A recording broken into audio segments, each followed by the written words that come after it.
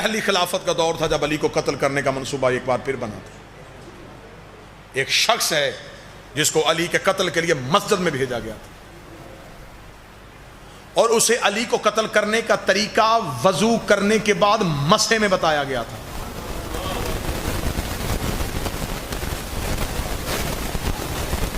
یہ علی کے قتل کا منصوبہ مسجد میں بنا اور مسح کرتے ہوئے اسے بتایا گیا. اور جب خوف طاری ہو گیا علی کا، علی کو یوں مصلی پہ دیکھا کہ علی کے چہرے پہ روب جلال، ڈر گئے اور اسے نماز میں سلام پڑھتے ہوئے اسے روک دیا گیا. چہرہ پھیرا اور اسے اشارہ کر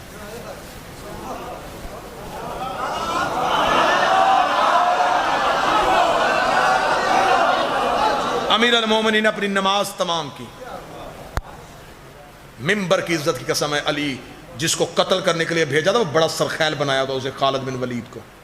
علی اس کے پیچھے آئے، علی نے اسے ہنسلی کی ہڈی سے پکڑ کے اتنے زور سے دبایا کہ اس کی چیخ نکلی. یہ کہہ کے علی نے کہا بتا تجھے کس نے بھیجا تھا؟ اس نے نام لیے. علی گریبان پکڑ کے ان لوگوں کے پاس لے کر گئے. تلوار نکال کے علی نے کہا تم نے اسے میرے قتل کے لیے بھیجا تھا؟ جب علی کا چہرے کا روب اور نیام سے نکلتی ہوئی تلوار دیکھی تو ان کی زبان سے آواز نکلی تجھے اس قبر کا واسطہ، ہمیں معاف کر دو. علی نے تلوار نیام میں واپس کر کے کہا اگر میرے پاس نبی کی وصیت نہ ہوتی کہ یا علی میرے بعد تلوار نیام میں رکھنا،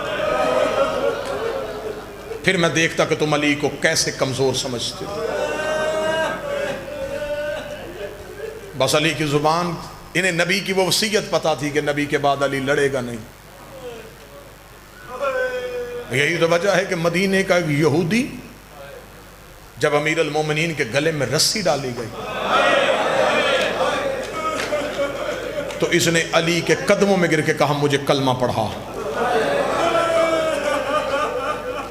علی نے کہا مدینے کب سے آیا ہے؟ اس نے کہا جب تو نے خیبر فتح کیا تھا، میں گھر بار چھوڑ کے مدینے آ گیا تھا.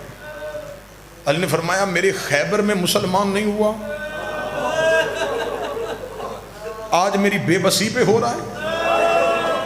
اس کا میں نے تجھے خیبر میں لڑتے دیکھا ہے، میں نے تیری تلوار تیری انگلیوں پہ لہراتی دیکھی ہے، میں نے دروازہ بھی اڑتے ہوئے دیکھا ہے، تب مجھے پتا تھا تو اپنی طاقت دکھا رہا ہے.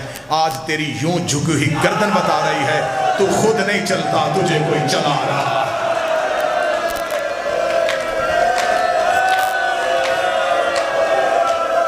تو خود نہیں چلتا، تجھے کوئی چلا رہا. تو خود نہیں لڑتا، تجھے کوئی لڑنے کا حکم دیتا. عید قریب تھی اور زینب یتیم.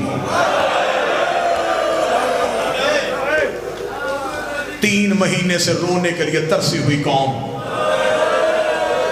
اب پتہ چلا ہے کہ حسین کے ذکر کی قدر کتنی ہے. اب ہمیں پتہ چلا ہے کہ عزادار یہ حسین کتنی بڑی نعمت ہے. اب ہم گھروں میں چیخے مار مار کے کہہ رہے ہیں مولا ہم ہر چیز کے بغیر زندہ رہ سکتے ہیں، مولا ہم تیرے بغیر زندہ نہیں رہ سکتے. ان روتی ہوئی آوازوں سے دعا کرو میرا مولا ہمیں معاف کر دے. اگر ہم سے کوئی غلطی ہو گئی ہمیں معاف کر دے. ہم سے اپنی عزاداری نہ واپس لینا، ہم سے یہ نعمت عظمیٰ نہ چھیننا. ہم ہر چیز کے بغیر رہ لیں گے، ہم تیرے ماتم کے بغیر نہیں رہ. یہ وہ قوم ہے جسے رونے سے سکون ملتا، جسے زخمی ہو کے شفا ملتی. فضائل زیادہ پڑ گیا، مصائب بسیخیں بلند ہو گئیں. 2 سطریں پڑھ کے تمام کر دو. کسی بیٹی کا عید سے پہلے 90 سال کا باپ مر جائے،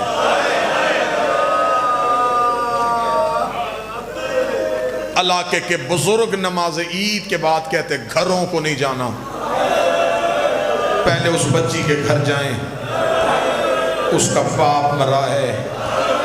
آج وہ دروازے کی طرف دیکھ رہی ہوگی، اسے جا کے اس کے باپ کا پرسہ دیں۔ عید والے دن بیٹیاں دروازے کی طرف دیکھتی ہیں، اگر چیخ اس سے بھی بلند ہو سکے تو کرنا۔ 21 رمضان کو علی نے دنیا چھوڑی، 9 دن بعد کوفے میں پہلی عید آ گئی۔ علی کی بیٹیاں دروازے کی طرف دیکھ رہی تھی کہ زینب کے گھر کا دروازہ کھلا، حسن کا پہلا قدم بہن کے گھر میں آیا۔ زینب تڑپ کے اٹھی، حسن کے گلے میں باہیں ڈالی، رو کے کہتی بتا بھائی بن کے آیا ہے یا بابا بن کے آیا ہے؟ حسن رو کے کہتی آج بھائی بن کے نہیں، آج بابا علی بن کے آیا ہوں۔ رو کے کہتی پھر بیٹیاں باپ سے جو مانگے باپ کو دینا پڑتا ہے، اگر میں تجھ سے کچھ مانگوں تو مجھے دے گا؟ حسن رو کے جو مانگنا مانگ، آج میں باپ ہوں تو بیٹی ہے، جس بندے نے گھر تک ماتم کرنا ہے۔ رو کے کہتے پھر میری منت ہے، ایک بار غازی سے کہے میرے باپ علی کے کپڑے پہن کے میرے گھر میں آئے، میں غازی کو دیکھوں، مجھے میرا باپ علی۔ حوصلہ حوصلہ حوصلہ۔ ایک بار غازی سے کہے میرے باپ علی کے کپڑے پہن کے آ۔ میرے مالک اس ماتم کا صدقہ ہر شیعہ کو اپنی حفاظت میں رکھے۔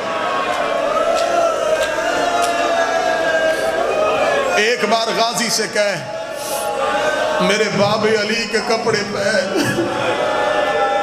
مجھے میرے گھر میں چل کے دکھا، میں چلتا ہوا غازی دیکھوں مجھے میرا بابا علی یاد آئے۔ شہادت نہیں پڑھ سکوں گا، 2 روایتیں پڑھنا، اللہ میرے بھائی باقر شاہ کی بہن کو حسین کی بہن کے صدقے جنت میں اعلیٰ مقام عطا کرے۔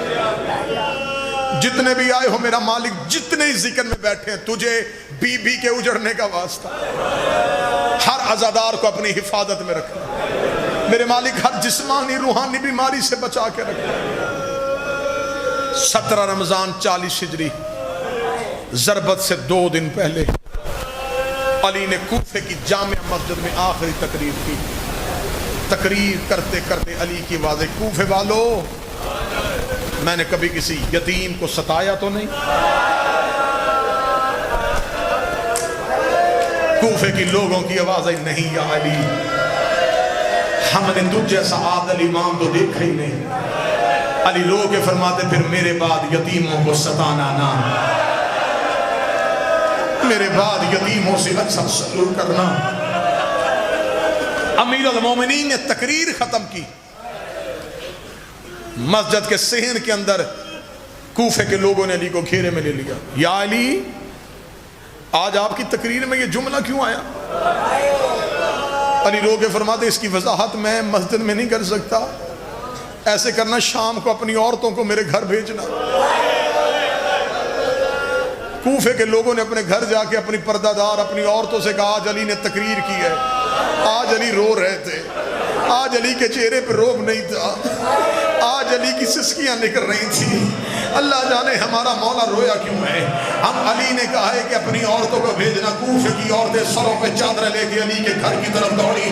علی دروازے میں بیٹھ گئے، علی نے گھر کا دروازہ کھولا، ایک ایک کوفے کی عورت علی کے قریب سے گزر دی گئی۔ علی کا گھر کوفے کی عورتوں سے کھچا کھچ بھر گیا۔ جب علی کا شہر بھر گیا، علی نے اپنے گھر کا دروازہ بند کیا، دروازہ بند گیا۔ فضہ بہن، فضہ کی آواز آئی جی مولا، فرمائے چراغ روشن کر۔ فضہ نے چراغ روشن کیا۔ علی کی آواز آئی فضہ میری زینب کے حجرے کے قریب آ۔ فضہ بی بی کے حجرے کے قریب آئی۔ علی نے اپنا چہرہ دیوار کی طرف کیا، رو کی آواز آئی میرے زینب کے حجرے کا پردہ ہٹا، کوئی سید مجمع میں بیٹھا ہے مجھے معاف کر دینا۔ فضہ نے زینب کے پردہ ہٹایا۔ علی کی آواز آئی فضہ چراغ زینب کے چہرے کے قریب کر۔ فضہ نے چراغ ہتھیلی پہ رکھا، کانپتے ہوئے ہاتھوں سے چراغ زینب کے چہرے کے قریب کیا۔ علی نے دیوار پہ سر مارا، آواز آئی زینب ایک بار اپنی چادر ہٹا۔ زینب نے چادر ہٹائی۔ علی کی آواز آئی کوفے کی عورتوں اس کا چہرہ پہچان لو، یہ میری بیٹی زینب ہے، اگر یہ کوفے آئے اسے پتھر نہ مارنا، اس کا تماشا نہ دیکھنا، یہ میری لاڈ والی بیٹی